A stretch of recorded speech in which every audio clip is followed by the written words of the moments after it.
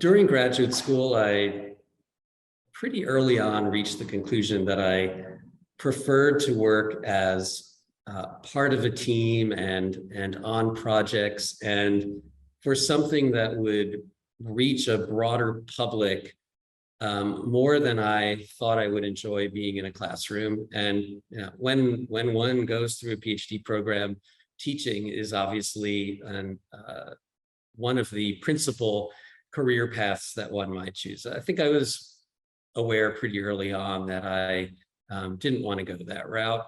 And so during graduate school, I had a number of internships in museums, including at the Yale Center for British Art. Really learned a lot about a mid-sized museum there. I also worked in historic preservation in New York City, applying research skills and literally, getting on my hands and knees in Grand Central Station in the New York Botanical Garden, taking measurements of existing buildings. So, kind of brought me back to my early passion for architecture, and I think explains a lot about why I do derive a lot of pleasure from the work that I do in my present job.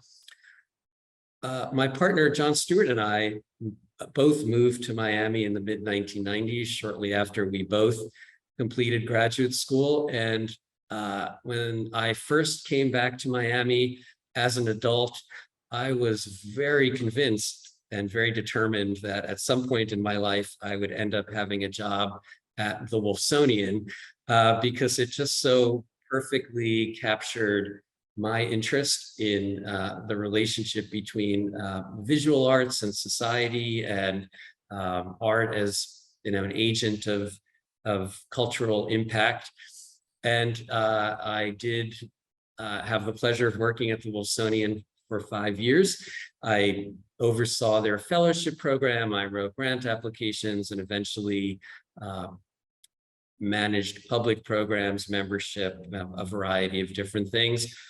It was during my tenure at the Wolfsonian that I really did increasingly become interested in the public service role of museums and started reading a lot more about museum education theory, which sort of sadly is not a discipline that one gets a whole lot of as an art historian.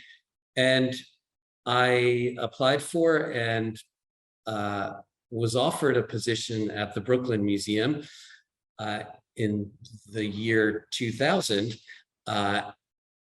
And that was really an incredible opportunity as I saw it. I was overseeing really one of the largest, most established museum education programs at the second largest at the time encyclopedic art museum collection in the United States, under the directorship of Arnold Lehman at a time when he was really working to move this massive ship in a very different direction and become a much more civically engaged institution.